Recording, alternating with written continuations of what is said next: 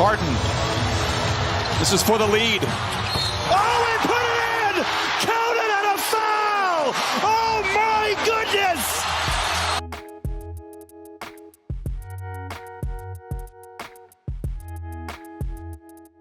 Yeah, you saw that, right? No, not just the shot itself, but the fact that it felt like a playoff game. You saw everybody in the stands go up as James Harden shot that final shot to lead them to victory. But you also saw the fact that everyone is there in attendance. This isn't a normal game to have everyone there going against the Houston Rockets. Now listen, I love the Houston Rockets. I love what is happening over there. It's a huge culture shift. But this is not normal. And this is really only because of the in-season tournament. Now, the in-season tournament was skeptical at first, at least for me. A lot of people didn't really know what was happening, what was going on. The information was being leaked into the public, but not really many people knew exactly what was going to be entailed in the games. You know, initially, we all thought that, hey, what's wrong with the regular season? It hasn't changed in forever. We have always been used to our regular season and how it's always been. It's 82 games, it's a long season. We're able to get tickets. You know, we might have some players not play, but hey, listen, we enjoy the fact that we have these regular season. I mean, there's nothing that's new that any other sports organization is doing, like MLB or NFL or even NHL, right? There's no in-season tournament for them. Why do we need an in-season tournament? And then we got a few bits and pieces on, you know, the in-season tournament, and it's still not that much detail being spread on. You know, at first we thought that there was going to be extra games being added to the season, which then sparked the immediate conversation of, hey, are we sure that we're taking player safety at heart? I mean, we want these players to play. We understand that there's a load management issue, at least the way that the NBA is framing it. But if we're going to add games into the season, why are we doing this? Like, it doesn't make any sense. And so we thought that we all had it all figured out. And then the incentive, which I still think is not the greatest, but the incentive is there. You know, you're just giving $500K to every player on the roster. You know, this definitely means a lot more to the people who aren't really going to be playing as much. You know, typically almost everybody on that team is a millionaire except for like the last 4 or 5 people who's still making a pretty decent amount of money. But that's $500K is definitely life-changing money that they otherwise would not have gotten. But we all thought as fans, like, you know, how is this going to change anything? What is going to change with the in-season tournament, especially if we think that we're adding games to the tournament?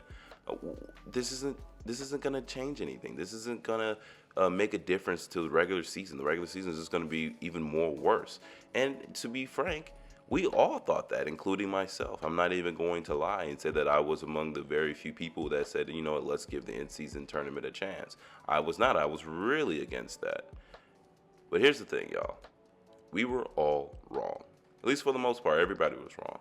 Because one thing about the in-season tournament that we all did not expect was that we are going to get some intensity to the regular season. The regular season is more like a means to an end for a lot of sports organizations. I mean, the NFL right now, I feel like a lot of people probably can feel it that, you know, it's getting a little bit dry. It's getting a little bit boring. But, you know, the NFL, you only had so many weeks. So, you know, at least you're not dragging it out like the NBA. Right, but you know, if we were to think about like other sports league, NHL, you know, and baseball is like one of the worst examples of this too. When you just have such a prolonged season that, you know, what's the point of going to every single game if, you know, you only really need to go to a few games and you'll get the whole experience. I mean, the season is too drawn out.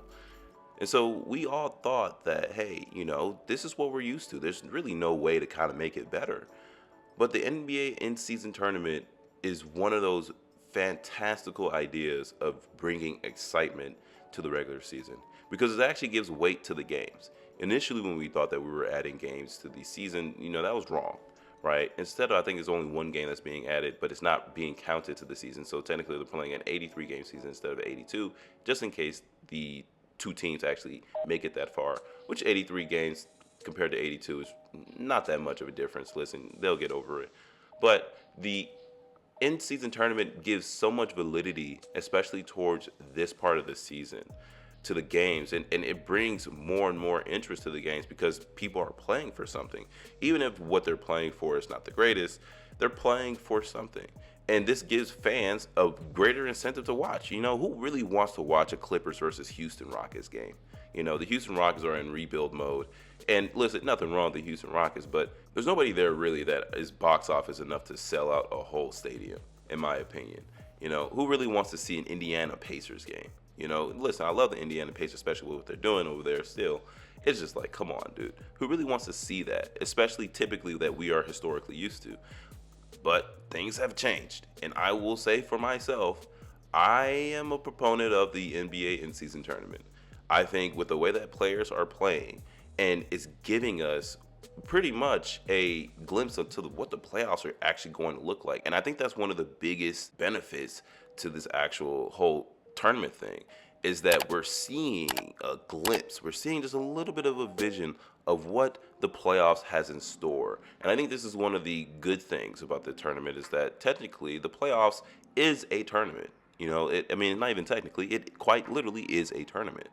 So if you give an early tournament to see, okay, cool, who are the teams that are more likely going to make it by this point of the season, right? You kind of give a mini tournament. You make the playoffs come early. And this is exactly what's happening. Fans are coming to watch the regular season playoffs, which is something that, you know, you usually never see. I mean, I don't know any other sports organization that does this, right? But you usually never see an in-season tournament which feels like a regular season playoff game. I mean, it's just insane. And the amount of intensity, and I keep saying that word multiple times, so take a shot every time you hear the word intensity. But the amount of intensity that you're seeing on these games, I mean, people are playing their hearts out. Like, quite literally are going insane mode, like bonkers. And it really does make you think that Adam Silver, with all his faults, especially when it comes to dealing with sexual harassment and domestic violence cases, big example of Miles Bridges and having Karl Malone to be a judge in the NBA dunk contest. You know, for all his faults, he does know how to run a league for the most part. He does know how to bring more tickets, more fans in, bring more intrigue to the playoffs and more intrigue just to the NBA teams just in general. We have seen it year in and year out. And so we as fans who have been clamoring for more things for the NBA, more teams for the NBA, I feel like this is bringing a lot of trust to Adam Silver than ever before. I mean, this NBA season is probably one of the most exciting seasons that I have seen in a very, very long time, especially at this point. Because think about it, historically, there's really only 3 points of the NBA regular season that people really care about. It's the very beginning, it's Christmas time, and post All-Star break. The very beginning because, hey, listen, we've been basketball deprived for a few months. We need basketball, so everybody's going to be watching basketball. And then Christmas is just one of those nice times. I think really has been stamped by the Golden State Warriors versus the Cavaliers game when it was just haymakers being thrown left and right, like insane game. And then you have post All-Star break where now the games really do matter because you have to make it to the playoffs. Now every team has to feign that they really want to make the playoffs. Even some teams that really aren't good enough to make the playoffs are now striving to make that. And now because the playoffs have been expanded with the play-in tournament, having 10 teams or at least an additional 9 and 10th seed to be in contention to make it to the playoffs, you bring a lot more excitement, not only just to the regular season, but to the playoffs. But in general, those are the only 3 points in the season that people really care about. And so we are seeing that one of those times is now being expanded upon, which is the beginning. Right, we're seeing that, and listen, there's still kind of at the beginning of the season, a little bit going to the beginning towards the middle, right? But we're getting a different period in time where we can enjoy the regular season before we hit that Christmas break. And that's exactly what we need, right? And then if this is going to continue to succeed, don't be shocked if we see another in-season tournament for the latter part of the season for seasons to come. Probably not going to happen this season, of course, but this is something that the NBA is definitely monitoring its success, and I do believe it's being really, really successful. However, that doesn't make it perfect. Like I said earlier in the video, I do think that the in-season tournament could do better with their incentives. Listen, $500K is great. NBA giving $500K, especially to the guys on the bench. Those guys who aren't going to see the court are going to greatly benefit from this. People who are in and out of rotation greatly going to benefit from this.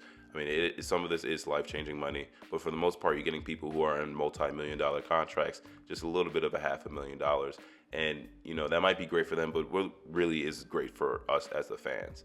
And I think this is one of those things where it's like, does the fans like really matter in this instance? Do we need to cater towards the fans in terms of what they like and what the players will actually play harder for? I do believe the money incentive is greatly working, but I do believe that you can add a little bit more to it. I think one of the best things you can add for an extra benefit outside of the 500K is either adding a guaranteed playing spot for any team that wins it, right? So just in case that there's a 10 and 9 seed team that, or 11 seed that wins it, that they get a guaranteed 10th spot or a 9th spot. I know that can make the play-in tournament a little bit more funky. But let's say they don't do that, but let's say whoever wins the in-season tournament is guaranteed to have one extra home game each series. And I think that would definitely make fans like clamor to be like, hey, yo, we really need to win this because I want to see more games at home instead of going away.